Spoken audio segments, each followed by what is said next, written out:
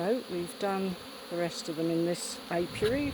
There's 1, 2, 3, 4, 5, 6 hives in here, and so far none of them are considering swarming very seriously. A few clay cups, a few drones. There's a flow on, so we've got nectar in the brood, and the bees are very busy getting it, whatever it is. Could be, I'm just trying to see if there's no sycamores in close sight, it's all oaks just here, but it looks to me as if the bees are going off in that direction. And there's a wildlife trust wood over in that direction, and there's plenty of sycamores and other things over there.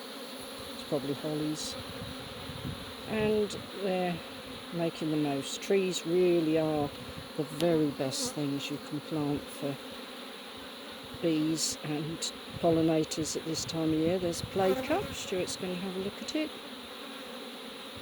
Just a play cup.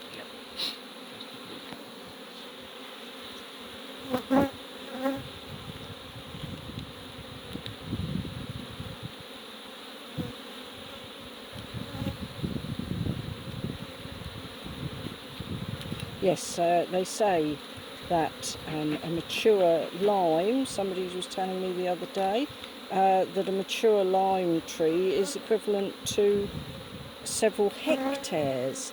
I think it was 3 hectares of flowering meadow for the amount of nectar that it could give. Ironically, we never find our bees bother with limes, but the bumbles certainly do. They absolutely love them, and I'm sure a lot of other small bees probably do. So a mature lime tree, well worth having. And this is the importance of preserving our mature trees. You can't think that you can cut down a mature tree and replace it with a twig and expect it to have the same benefits for wildlife. It's just not going to. There she is. She's got a very pale orange mark on her back. She's moving down the frame and is rather beautiful. So queen scene. Our orange markers was being a bit thin the other day, but it's come back again now to be better.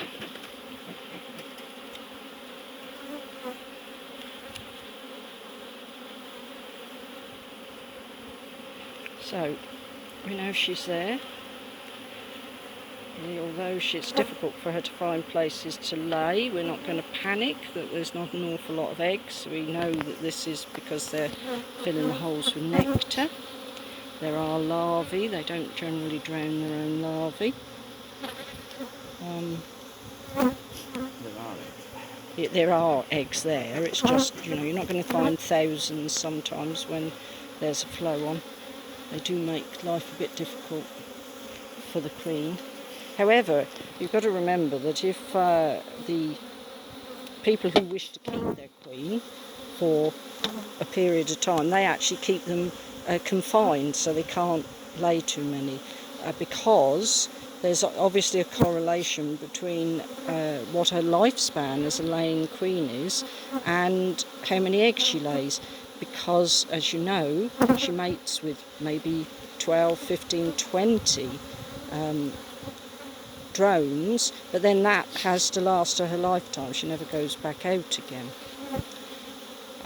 So if she lays 2,000 eggs a day through the summer, then those cannot be replaced. If she lays 5,500, then she will last a bit longer. So queen breeders who keep them in small boxes, they pay a great deal of money, hundreds of pounds for a queen, and they will keep them in small boxes so that they will last for several years, and they can get the benefit of the good genes in order to sell those to those of us who buy queens occasionally.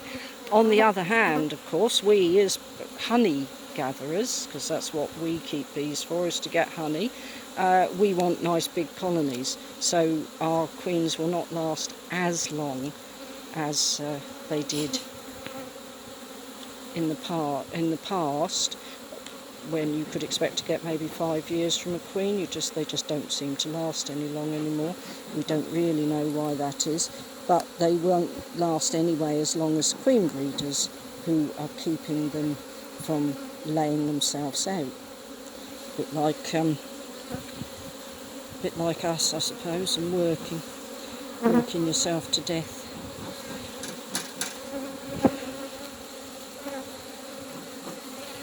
They're being awkward and refusing to get out of the corner. It's something that's quite frustrating with bees, is if you do any damage to their nest or accidentally kill one of their sisters, they run towards it, and that means that when you're putting it back together again, you've got all these worker bees who are going, I've got to get in there and sort things out, or you've hurt my sister, I've got to come and investigate what's going on.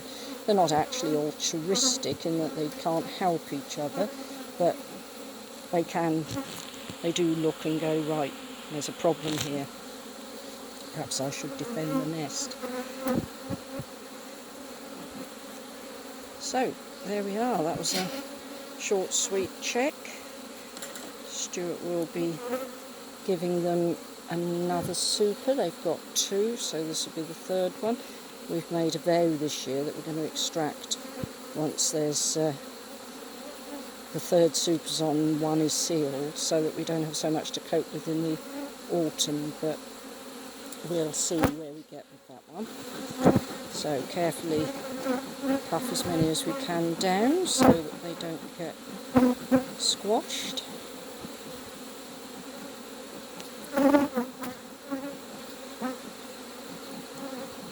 It's about the only thing you smoke for, really,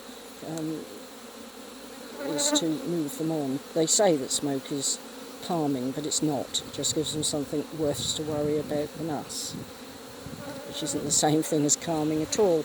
They're now worrying about a forest fire rather than a couple of bears. Right, so he's going to put a drawn super on underneath.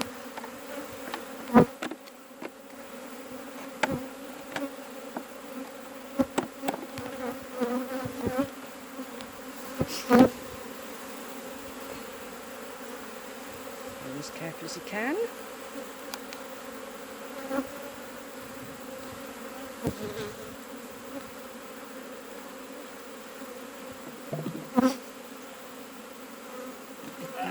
Belly up.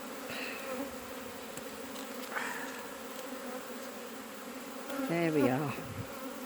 So that's that inspection done for 9 days.